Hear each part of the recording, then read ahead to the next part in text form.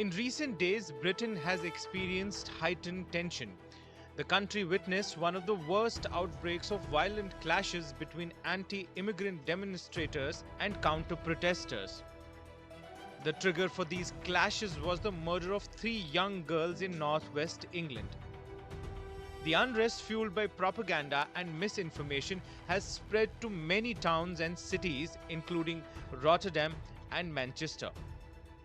Despite that, those right-wing thugs who had already informed their millions of followers that the suspect was Muslim, they have not deleted their tweets. Now, the Prime Minister has since then addressed the nation twice, which in itself is quite unprecedented.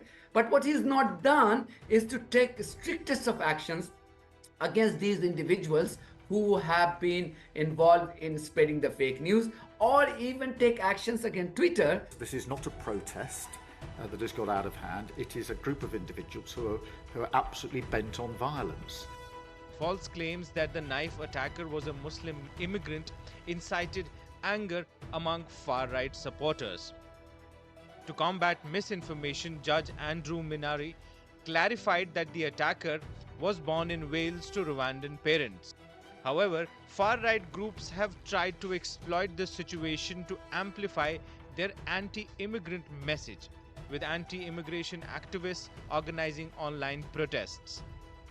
The UK has seen an increase in Islamophobic incidents and rhetoric in the recent years. According to Home Office data, race and religious hate crimes remain high, with Muslims being the most targeted religious group.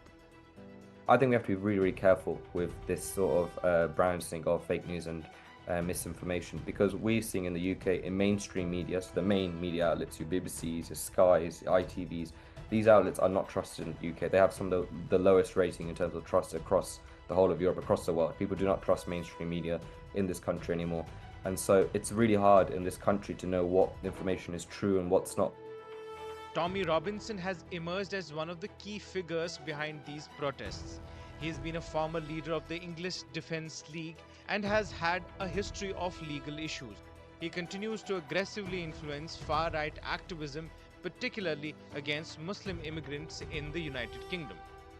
Racial equality and civil rights think tank the Runnymede Trust warned that violent racism has been simmering under the surface of society in the United Kingdom.